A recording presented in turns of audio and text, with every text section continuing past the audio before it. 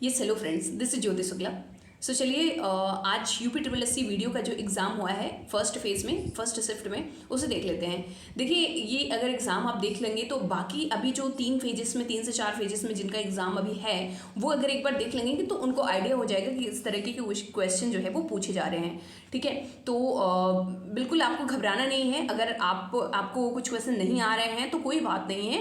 ठीक है, सभी को नहीं आएंगे जो भी एग्ज़ाम में बैठा रहेगा। ठीक है, तो चलिए एक बार से देख लेते हैं कि किस तरह का क्वेश्चन रहा। और हाँ, जिन्होंने एग्ज़ाम जो भी एग्ज़ाम दे करके आए हैं वो एक बार मुझे बताना कमेंट करके कि किस तरह का एग्ज़ाम जो है वो आपका रहा है। तो हिंदी जो था वो बहुत ही बेसिक था, लेकिन हाँ कुछ क्वेश्चन जो थे वो थोड़ा सा कंफ्यूज करने वाले जरूर थे। तो चलिए आइए देखते हैं फर्स्ट क्वेश्चन। विद्यालय की शोभा वही बढ़ा सकता है जो अनुशासन में रहे। यह किस वाक्य का उदाहरण है? तो आपको बताना है कि ये किस तरह का वाक्य है। संयुक्त वाक्य है, प्रश्नवाचक वाक्य है, सरल वाक्य है। देखो, मिश्र वाक्य, यहाँ पर प्रश्नवाचक वाक्य तो कहीं से भी नहीं बैठता है। ठीक है, सरल वाक्य भी नहीं है। अब विद्यालय की शोभा वही बढ़ा सकता है जो अनुशासन में रहे। देखो ध्यान देना, वही और जो जहाँ पर रिलेशन रहे उसे क्या कहते हैं? एक बार मुझे कमेंट करके बताइएगा, या आप ट्राई करो एक बार से। ठीक है, कि क्या है? तो ये डी ऑप्शन जो है वो सही हो जाएगा, मिश्र वाक्य। दूसरा आ जाते हैं श्रुति श्याम भिन्नार्थक शब्द युग्म लक्ष्य और लक्ष्य का उचित उदाहरण। तो लक्ष्य का मतलब क्या होता है? उद्देश्य। ठीक है, हम जिस लक्ष्य को करने के लिए चले हैं, हम जिस लक्ष्य के लिए चले हैं, क्या वो पूरा कर पा रहे हैं या नहीं, कहते हैं ना। और लक्ष्य मतलब होता है लाख, लक्ष्य मतलब, तो ये आपका पहला ऑप्शन जो है वो सही हो जाएगा। दूसरे में आते हैं शब्द युग्म। देखो, शब्द और अर्थ दिया हुआ है। ठीक है, शब्द युग्म दिया है और उसका अर्थ दिया है। अब पूछ रहे हैं कौन सा सही नहीं है। अभिराम अविराम, देखो ये गलत हो जाएगा। ठीक है, क्यों? अभिराम का अर्थ मुझे बता सकते कोई? अभिराम का अर्थ, देखो अभिराम का अर्थ होता है सुंदर। अभिराम का अर्थ होता है सुंदर, और अविराम का मतलब जो बिना रुके कोई कार्य कर रहा हो। आदि जो है ये शब्द युग्म सही है। अचल, अंचल, अयस। ठीक है, स्थिर, लगातार, आरंभ, अभ्यस्त, स्थिर, क्षेत्र, बदनामी, लोहा। तो ये सारे ही जो शब्द युग्म है वो सही है। यही आपका पहला जो ऑप्शन है वो गलत हो जाएगा। ठीक है, नेक्स्ट आते हैं चौथे नंबर में। निम्नलिखित में से कौन सा वाक्य संयुक्त वाक्य का उदाहरण है? ठीक है, तो जो परिश्रम करेगा उसे सफलता मिलेगी। यह वही बच्चा है जो कल गिर गया था। ध्यान देना, संयुक्त वाक्य पूछा है तो उसमें शाम हुई और गाय घर लौट आई। यहाँ पे और जो है ना, ये संयुक्त वाक्य का जो है वो साइन दिखा रहा है। चलिए नेक्स्ट चलते हैं। बात तर्जुबा, क्या बोलते हैं? बात जुर्बा का में उपसर्ग क्या है? तो इसमें जो है आपका हो जाएगा तजुर्बा, और बा जो है ये हो जाएगा तजुर्बा। आप जानते हो ना, कहते हैं ना कि कौन सा टेक्निक लगाया भाई जो ये काम कर लिया। तो बा जो है ये इसमें उपसर्ग है और तजुर्बा जो है वो वर्ड है। निम्नलिखित में से कौन सा वाक्य है? मिश्र वाक्य है। यज्ञदत्त देवदत्त को व्याकरण पढ़ाता है। यह उड़ती हुई चिड़िया पहचानता है। उसमें न पत्ते थे न फूल थे। मैंने सुना है कि आपके देश में अच्छा प्रबंध है। देखो, है कि, सुना है कि, अगर कहीं पे भी है कि आ गया ना तो वो आपका मिश्र वाक्य हो जाएगा। ये ध्यान रखना, कोड वर्ड। कौन सा शुद्ध वाक्य, कौन सा देखो इसमें पूछ रहा है शुद्ध वाक्य कौन सा है? उसे अनुत्तीर्ण होने की आशा है। अनुत्तीर्ण देख रहे हो, गलत लिखा हुआ है। ठीक है, ऐसे लिखा होना चाहिए था। अनुत्तीर्ण, त में भी आधा त होता है, अनुत्तीर्ण होता है। ठीक है, आज कृपया आज का नहीं, सिर्फ आज अवकाश देने की कृपा करें। ये भी गलत है, तो ये भी गलत, ये भी गलत। दूसरा, भारत में अनेक, हाँ बिल्कुल ये सही है। काट कर फल बच्चे को खिलाओ, ये क्या है? फल काट कर बच्चे को खिलाओ होता तो सही होता। ठीक है, तो सी ऑप्शन जो है वो सही है। 8वें में आते हैं। कौन सा शब्द पुल्लिंग है? तो विकृति, संस्कृति, दंपति, प्रकृति। तो देखो, ये भी स्त्रीलिंग है, ये भी स्त्रीलिंग है, ये भी स्त्रीलिंग है। पुल्लिंग क्या है? दंपति। कहते हैं ना वह दंपत्ति जा रहा है, वह दंपत्ति जा रहा है, वह पति पत्नी जा रहा है। ठीक है, आडंबर का पर्यायवाची नहीं है। ठीक है, तो ढोंग, कहते हैं ना क्या ढोंग रचा रहे हो, पाखंडी बने फिरते हो, ढकोसला कर रहे हो। ठीक है, ये सब नहीं, मतलब ये सब जो है पर्यायवाची हो जाएंगे। पूछा क्या है? पर्यायवाची नहीं है तो दर्प जो है, ये दर्प का मतलब क्या होता है? दुख होता है, पीड़ा होता है, कष्ट होता है। ठीक है, तो ये कहीं से भी मैच नहीं कर रहा है। अनुच्छेद को ध्यान से पढ़कर प्रश्नों के उत्तर दीजिए। ठीक है, अब ये अनुच्छेद को भाई एक बार पढ़ लो क्योंकि टाइम बहुत ज़्यादा वेस्ट हो जाएगा। हम डायरेक्टली आंसर पर आते हैं। बड़े बांधों को निर्माण करना अधिक जटिल क्यों होता है? तो यहाँ पर डी ऑप्शन जो है वो सही हो जाएगा, क्योंकि अत्यधिक शक्ति लगती है, समय लगता है, धन लगता है, इन सब के कारण। नेक्स्ट आ जाते हैं।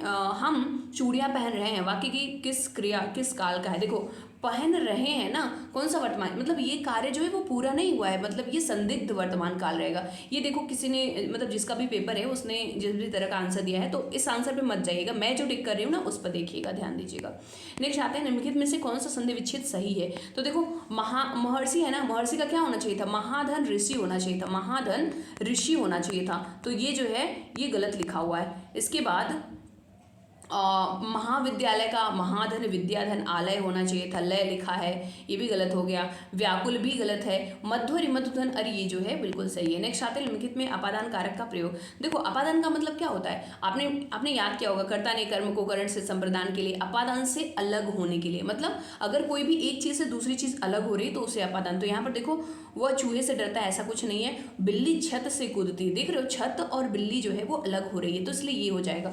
ये जिसका भी पेपर है उसने डी लगाया है उसको मत देखिएगा।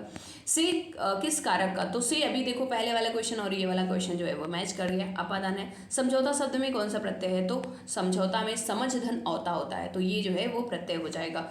नेक्स्ट है निम्नलिखित में व्यष्टि का विलोम। व्यष्टि का जो होता है वो समष्टि होता है। अगर आपने इकोनॉमिक्स पढ़ी हो तो व्यष्टि इकोनॉमिक और समष्टि मैक्रो और मिक्रो इकोनॉमिक जो है वो पढ़ते हैं। नेक्स्ट आ जाते हैं हम निम्नलिखित में कौन सा समास का सही नहीं है, तो आपको यहाँ देखना है मैचिंग जो गलत है।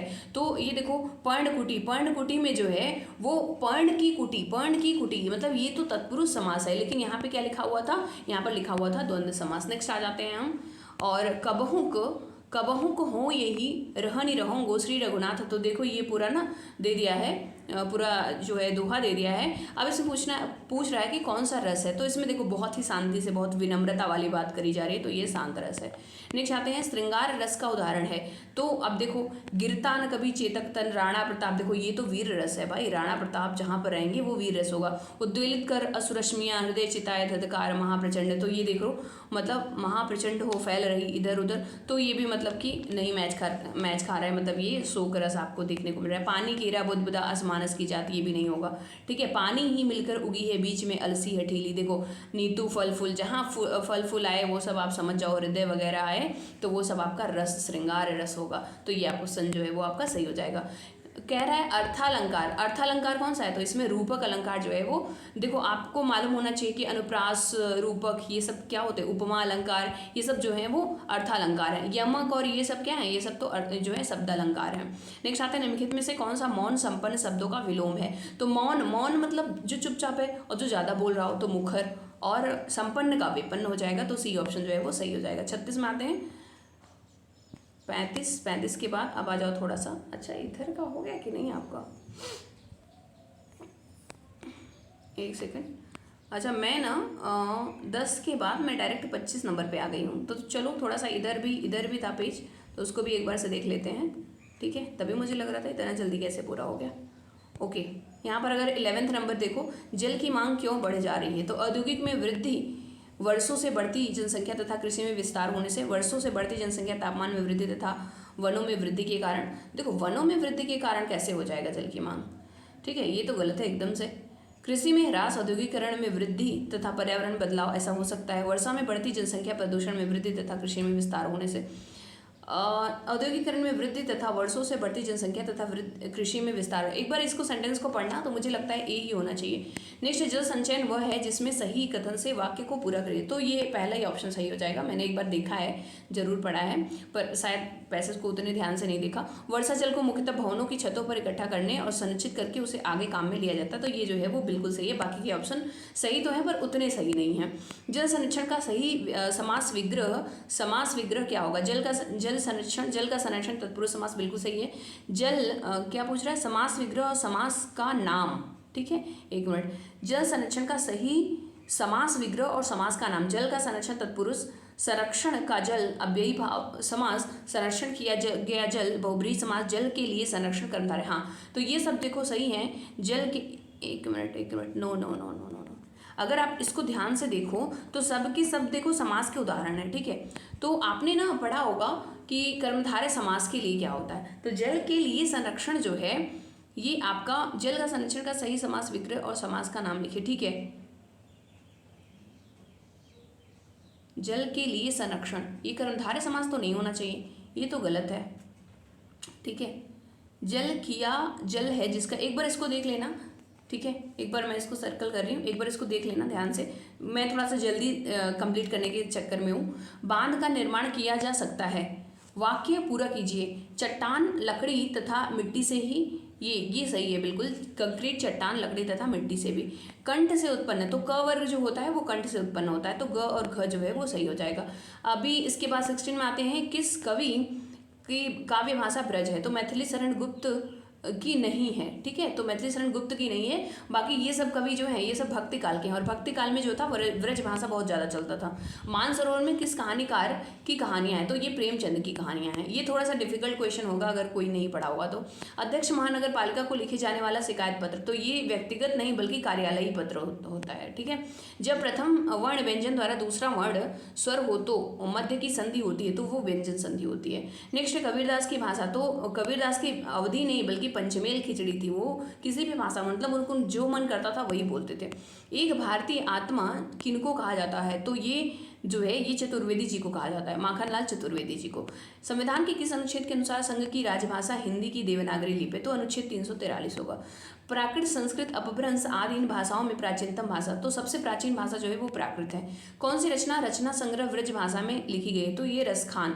रसखान का आपने वो पढ़ा होगा, एक कविता बहुत ही ज़्यादा फेमस है, मानुस हो तो वही रसखान, जो ऐसा करके है ना, बहुत ही प्यारा लगता है वो। ठीक है, चलो तो इधर के हमारे क्वेश्चंस हो गए थे, ठीक है, एक बार आप देख लो, इधर हो गया 24 और इधर हमारे हो गए थे इस साइड के भी 35 नंबर तक क्वेश्चन तक। 36 में आ जाते हैं, किस वाक्यांश के लिए प्रयुक्त शब्द सार्थक है, तो जो बिना वेतन के काम करता है अवैतनिक, बिल्कुल सही है।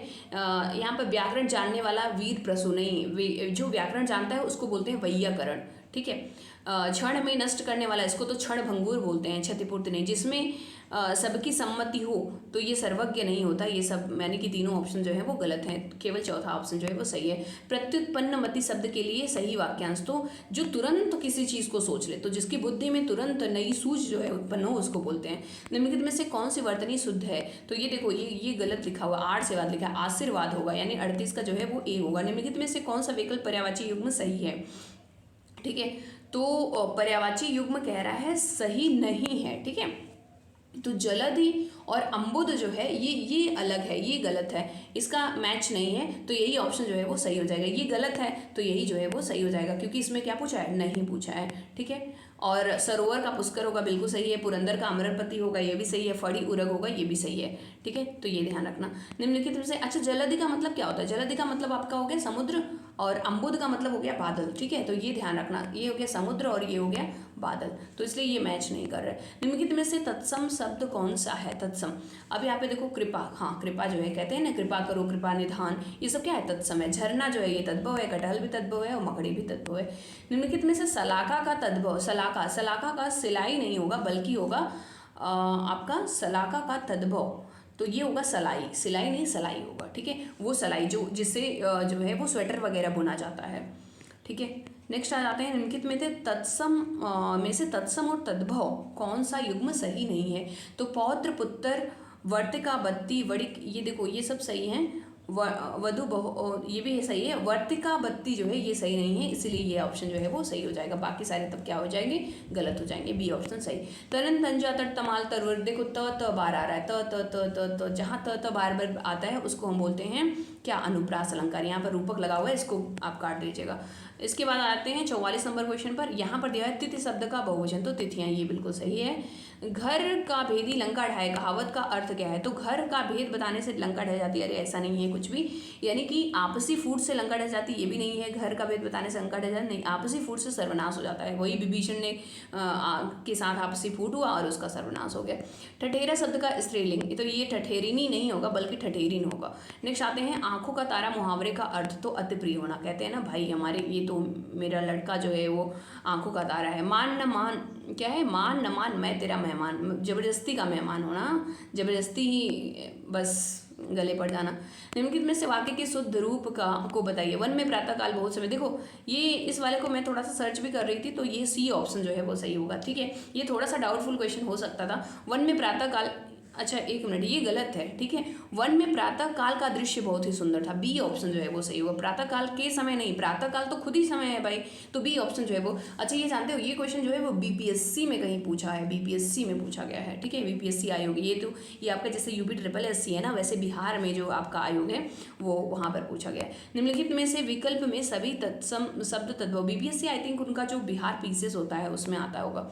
किसी विकल्प में सभी शब्द तद्भव हैं, तो देखो यहाँ पर सुत तो आपका हो गया, तत्सम हो गया, झरना नयन भी तत्सम हो गया, गात गणपति ग्राहक गणपति हो गया, देखो ये सब तत्सम है। सहज संजोग समंदर भी आपका, तो यहाँ पे ये छकड़ा काजल खेत जो है ये सभी इसके सभी शब्द जो हैं वो तद्भव हैं। तो हिंदी के सभी क्वेश्चन हमने 50 के 50 कर लिए। नेक्स्ट पार्ट में हम जो है जीएस और रीजनिंग को लेकर के आएंगे। तो होप आपको ये सेशन अच्छा लगा होगा, और कैसा लगा आप मुझे कमेंट करके बताइएगा, और ज़्यादा से ज़्यादा लोगों को शेयर करिएगा ताकि सभी लोगों तक ये सारे फ्री की इनिशिएटिव जो भी मैं ले रही हूँ वो सब पहुँच पाए और सभी लोग इसका प्रॉफिट उठा पाएँ। तो चलिए मिलते हैं किसी नए वीडियो में, bye bye and take care.